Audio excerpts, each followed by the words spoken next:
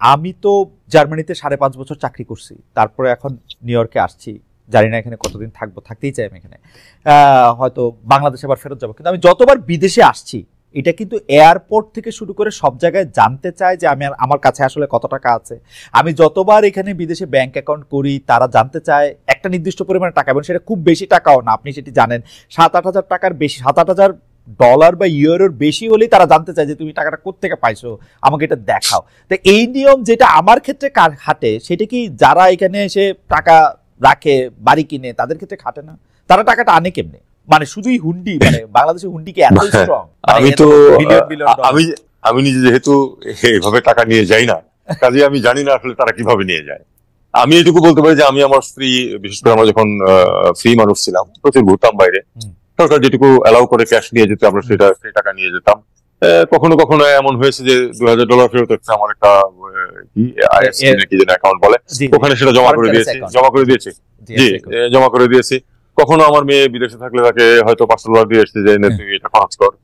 এইটুকু আমাদের সীমা এ পর্যন্তই। কাজে এই যে $বিলিয়ন কিভাবে যে পাচার হয়, এটা আরো বড় বিশেষজ্ঞরা বলতে পারবেন, যারা ওই আপনার এসব নিয়ে কাজ করেন বাংলাদেশ ব্যাংকে এবং অন্যান্য জায়গাতে, তারা বলতে পারবেন যে আসলে কি হয়। না, আমি যখন এটি আসলে সিরিয়াসলি জানতে চাই, তখন তারা বলে যে ভাই এটা তো খুব ইজি, এটা তো হুন্ডি, আপনার কত টাকা লাগবে, কত টাকা কোথা থেকে নিতে চান, আমাকে দেন, আমি আপনাকে দিয়ে দিচ্ছি। ভাই আপনাকে দেন, আমি দিয়ে দিচ্ছি, মানে ইজ ইট দ্যাট ইজি যে আমার কাছে বাংলাদেশে 2 কোটি টাকা থাকলে আমি 2 লাখ ইউরো করে নিয়ে আসতে পারবো? It is that easy, I can assure you. মানে স্টিল এটা কি এখনো এত ইজি? মানে আমি আপনাকে বলি, আমি প্রত্যেকেই জানি আমাদের কিছু বন্ধু বান্ধব মাইগ্রেট করে চলে গেছে, তারা এখানে তাদের অ্যাপার্টমেন্ট ছিল বিক্রি করে টাকাটা নিয়ে গেছেন। নিশ্চয়ই এভাবেই নিয়েছেন, নিশ্চয়ই অত কঠিন না নিয়ে যাওয়াটা, কাজে তারা নিয়ে যেতে পেরেছেন। এখন কথা হচ্ছে যে নিয়ে যে গেছেন, তারপরে ওখানে গিয়ে তো তাদের এটাকে রাখতে হচ্ছে ব্যাংকে অথবা বাড়ি কিনতে হচ্ছে। তখন তো তাদেরকে জিজ্ঞেস করার কথা যে তারা কোথায় পেলেন টাকাটা। সেই জিজ্ঞেস করার প্রসেসটা অত্যন্ত দুর্বল, এটা আমি জানি। প্রায় কিছু জিজ্ঞেস করা হয় না, বাড়ি কিনছে, বাস বাড়ি কিনছে, খুব ভালো কথা, এরকম আর কি। আমাদের এখানে যেমন মাঝে মাঝে অ্যাপার্টমেন্ট কেনার জন্য ছাড় দিয়ে দেওয়া হয় যে নো কোশ্চেনস আস্কড, অনেকটা ওই ধরনের ব্যাপার ওখানে দাঁড়িয়ে গেছে। এই লিকেজটা বন্ধ করার কোনো প্র্যাকটিক্যাল উপায় কি আছে? মানে এটা তো একটা লিক না, আমরা একদিকে বলতেছি হচ্ছে যে আমাদের মানে মূল্যবান বৈদেশিক মুদ্রা, তারপর আরেকদিকে যদি এই লিকটা থেকেই যায়, তাহলে তো চৌবাচ্চা থেকে পানি বেরিয়েই যাবে। আর একটা কথা আমি আপনাকে এখানে বলি, যেভাবে অর্গানাইজড ওয়েতে অর্থনীতিকে লুটপাটের ক্ষেত্রে পরিণত করা হয়েছিল, সেই টাকা তো দেশে থাকতে পারে না, কিন্তু বিদেশে যাবেই। অর্থাৎ বিদেশে যাওয়ানোর জন্যই এই লুটপাট অ্যালাউ করা হয়েছিল, ব্যাংকগুলিকে শেষ করে দেওয়া হয়েছে। 2700 কোটি টাকা 3 জন ইয়াং বিজনেসম্যানকে দিয়ে দেওয়া হয়েছে, যাদের কোনো ব্যবসায়িক অভিজ্ঞতা নাই। একদিনে 2700 কোটি টাকা দেওয়া হয়েছে 3 জনকে, 900 কোটি টাকা করে, তাদের কোনো ব্যবসায়িক অভিজ্ঞতা নেই। কি জন্য দেওয়া হয়েছে? তারা যাতে এই টাকাটা পাচার করে দিতে পারেন। আপনি যখন এখানে জিনিসটাকে শক্ত করবেন, ব্যাংকিং এবং এখানকার দুর্নীতি বিরোধী অভিযানকে যখন শক্ত করবেন, তখন ধরুন কেউ $2000-5000 নিয়ে গেল আর রেখে আসলো, এটাতে কোনো সমস্যা হবে না, অর্থনীতি সেটুকু সহ্য করতে পারবে। এটা হলো যে বিলিয়ন ডলার যেটা পাচার হয়েছে, সেটাকে আপনার বন্ধ করতে হবে। এটাই হলো, সেটা করতে গেলে দুর্নীতির বিরুদ্ধে যথেষ্ট শক্ত ব্যবস্থা নিতে। আওয়ামী লীগ আমলের অর্থনীতি নিয়ে, মানে এটার একটু আওয়ামী লীগ আমলের অর্থনীতি নিয়ে একটা শ্বেতপত্র প্রতিবেদন প্রধান উপদেষ্টা ডক্টর মোহাম্মদ ইউনূসের কাছে দেওয়া হয়েছে, আপনাদের কাছে, মানে আপনাদের কাছেও নিশ্চয়ই এটা পৌঁছেছে। আমার কাছে এখনো পৌঁছেনি, কিন্তু মূল বিষয়গুলো আমরা জানি। ইন্টারেস্টিং।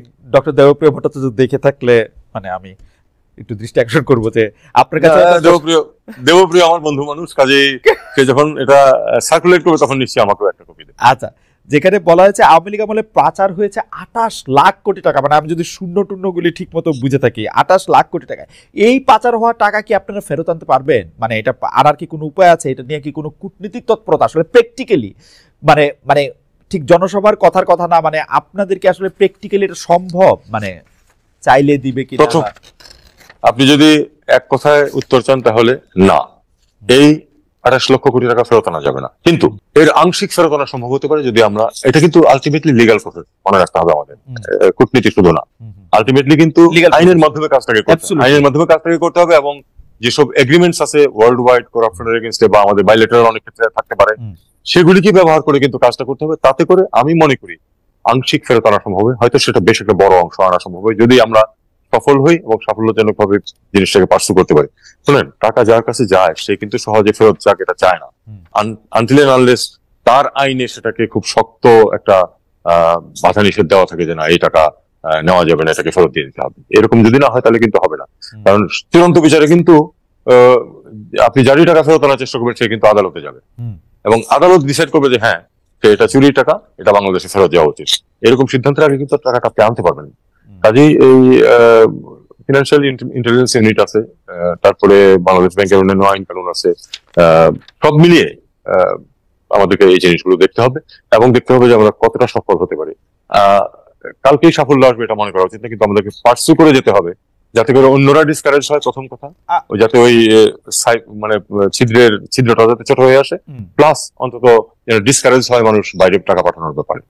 আপনার কাছে কি মনে হয় যে শ্বেতপত্রটা আপনি এখনো দেখেন নাই, কিন্তু আমি কিন্তু দেখছি, এটা ইন্টারেস্টিং। আমার একজন মানে এমনকি প্রধান উপদেষ্টার কাছে যাওয়ার আগে আমার এটা দেখার সুযোগ হয়েছে, আনুষ্ঠানিকভাবে যাওয়ার আগে। তো আপনার কাছে কি মনে হয় যে এই 23,400 কোটি ডলারের যে হিসাবটা দেওয়া হয়েছে, যেটাকে আমরা আসলে 28 লাখ কোটি টাকা বলতেছি, এটাকে একটা প্র্যাকটিক্যাল হিসাব নাকি আসলে একটা সংখ্যাই বলা হয়েছে? কারণ এত টাকা দুর্নীতি হইলে, মানে নাসিরুদ্দিন হজ্জার গল্প আছে না, এইটা যদি মাংসটা হয় তাহলে বিড়ালটা কই, আর বিড়ালটা হয় তাহলে মাংসটা কই, মানে এইটা যদি আসলে পাচার হয় তাহলে বাংলাদেশ আসলে চলছে কি? মানে মানে আমি দেখা কিন্তু আমার কাছে মনে হচ্ছে যে অনেকগুলি জায়গা আসলে ঠিক মানে বিশ্বাস্য কিনা এটা আসলে পরীক্ষা করে দেখার দাবি রাখে নাকি একটা বড় না। অবশ্যই শুনুন, একটা শ্বেতপত্র মানেই যে এটার প্রতিটা তথ্য একেবারেই নিখাত এবং নিশ্চিত ভাবে হবে তেমন তো কথা। তারা সময় হতে পেয়েছিলেন জাস্ট 2.5 মাস, তাই না? এর মধ্যে প্রতিটা খুঁটিয়ে দেখা সম্ভব না। খুঁটিয়ে দেখতে গেলে হয়তো দেখা যাবে যে কিছু কিছু ধোপে দিচ্ছে না, এটা হতে পারে। কিন্তু আমরা জানি যে একটা অবিশ্বাস্য পরিমাণ দুর্নীতি দেশে হয়েছে এবং সেই টাকাগুলি নিঃশব্দে বাইরে যাচ্ছে। দুর্নীতির টাকা ছোটখাটো কিছু ভোগে লাগে স্থানীয়ভাবে, কিন্তু তারা তো সেই টাকা নিয়ে ব্যাংকে রাখতে পারবেন না, কাজে তারা এটাকে পাচার করে দেবেন, এটাই স্বাভাবিক। এবং দুর্নীতি তো হয়েছে হাজার হাজার কোটি হিসাবে এক একটা প্রজেক্ট। ধরুন আনুমানিক কমপক্ষে 5, কেউ কেউ বলেন 8 বিলিয়ন ডলার চুরি হয়েছে শুধুমাত্র একটি প্রকল্প থেকে, যেটা হলো আপনার ওই রূপপুর প্রকল্প।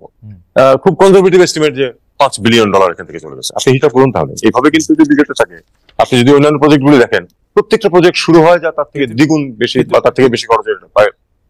কিন্তু রূপপুর তো রাশিয়ার, মানে রূপপুর দিয়ে টাকা পাচার করার সুবিধা হয়েছে বেশি, মানে এটা আমি বলতে পারবো না। তবে হিসাবটা খুব সহজ। হিসাবটা হচ্ছে এরকম যে পার্লামেন্টে দাঁড়িয়ে ইয়াফিস ওসমান বলেছেন যে ভারতের সিমিলার প্রকল্পের তুলনায় আমাদের এই প্রকল্পে 40,000 কোটি টাকা বেশি ব্যয় হয়েছে। 40,000 কোটি টাকা বেশি ব্যয় হয়েছে একটি প্রকল্পে। এটা কিন্তু পার্লামেন্টের প্রশ্নোত্তরে উনি উল্লেখ করেছেন। ইন্টারেস্টিং। আমরা আরেকটা প্রসঙ্গে আসি, যে গত মাসে আমরা দেখলাম যে বর্তমান সরকার একজন উপদেষ্টা, আমি নামই বলি, ডক্টর আসিফ নজরুল সুইজারল্যান্ডে হেনস্থার শিকার হয়েছেন। হেনস্থা মানে তাকে আওয়ামী লীগের যারা আছেন তাদের কেউ, আমরা যতটুকু দেখেছি তার চেয়েও বেশিও নাকি ঘটেছে। যারা দায়ী, মানে আমরা এটার মধ্যে দেখতে পাচ্ছি সুইজারল্যান্ডে কি আসলে আমাদের একজন অ্যাডভাইজারের কোনো প্রোটোকল নাই, মানে মানে জেনেভাতে তো মিশন আছে যেখান থেকে তিনি আসছিলেন, সেটার মধ্যে তাদের বিরুদ্ধে ব্যবস্থা নেওয়ার কোনো সুযোগ আছে কিনা, প্রোটোকলের জায়গায় কোনো ঘাটতি ছিল কিনা? দেখুন, প্রোটোকলটা কিন্তু বেসিক্যালি, আমি তো দীর্ঘদিন প্রোটোকলে কাজ করেছি। প্রোটোকল হলো কমন সেন্স এবং পরিস্থিতি সামাল দেওয়া উপস্থিত। আমি আসিফ নজরুলের কাছে দুঃখ প্রকাশ করেছি এবং এই জিনিসটা আমি পররাষ্ট্র মন্ত্রণালয়ের দায়িত্বপ্রাপ্ত হিসেবে আমি লজ্জিত এবং দুঃখিত যে ঘটনাটা ঘটেছে। অবশ্যই এটা কোনো অবস্থাতেই ঘটা উচিত ছিল না। যেই একজন অফিসার এবং দায়িত্ব ছিল তাকে প্রোটোকল দেওয়া ওই মুহূর্তে, কারণ ওখানে আমি একটা কথা বলি, মানে সুইস নিয়ম অনুযায়ী শুধু আসলে ফুল টাইম সিকিউরিটি তারা দেয় শুধু রাষ্ট্রপ্রধান, সরকার প্রধান এবং ক্ষেত্র বিশেষ পররাষ্ট্রমন্ত্রী। অন্যদের ক্ষেত্রে তারা যদি তারা স্পেসিফিক পায়, মানে থ্রেট পায়, তখন তারা দেয়। এখন এই ঘটনাটা কিন্তু এই ধরনের ঘটনা প্রথম ঘটেছে। এখন আমরা সবাইকে অ্যালার্ট করেছি যে এই ধরনের ঘটনা যেন কোনো অবস্থাতেই ঘটতে না পারে, আগে থেকে ব্যবস্থা নেওয়ার জন্য। আমি এই জন্য বলছি যে এটা প্রথম ঘটেছে এবং সেটার জন্য আমি অত্যন্ত দুঃখিত বোধ করছি এবং লজ্জিত বোধ করছি যে এটা আসিফ নজরুল একজন বন্ধু মানুষ, তার ক্ষেত্রে এটা ঘটেছে এবং অত্যন্ত জ্যেষ্ঠ একজন উপদেষ্টা। যে অফিসার তার সাথে প্রোটোকলের জন্য নিয়োজিত ছিল সে নির্লিপ্ত ছিল বা চুপ ছিল, এটা গ্রহণযোগ্য না। তাকে আমরা নিয়ে এসেছি এবং আমি একটা এনকোয়ারি করেছি। এনকোয়ারিতে একজন উচ্চপদস্থ অফিসারকে পাঠানো হয়েছে এবং তাকে আমি স্পেসিফিক্যালি বলে দিয়েছি, সে যাওয়ার আগে আসিফ নজরুলের সাথে কথা বলে গেছে। আমি বলেছি আসিফ নজরুল সাহেবের সাথে তুমি কথা বলো, ওনার যা যা সন্দেহ আছে, যা কিছু অভিযোগ আছে সবগুলি তুমি শোনো। আমি তাকে এটা বলে দিয়েছি যে তুমি ওখানে যাচ্ছ, তুমি আমার কর্মকর্তা, এটা ঠিক, কিন্তু তুমি সম্পূর্ণ ভুলে যাবে ওখানে গিয়ে। সে একজন অত্যন্ত ভালো এবং পরিষ্কার মানুষ। আমি তাকে বলছি তুমি কিন্তু তোমাকে দায়িত্ব দেওয়া হচ্ছে যে তুমি সম্পূর্ণ নির্মোহভাবে তুমি এটার দিকে তাকাবা ওকে এবং আমাকে রিপোর্ট দেবে। আমি সেই রিপোর্টের প্রতীক্ষা আছি। যদি দেখি যে আসলে আর কারো কোনো দোষ আছে, নিতান্তই একটা হঠাৎ করে ঘটনা নয়, যদি কেউ দায়ী হয় অবশ্যই তাকে সেটা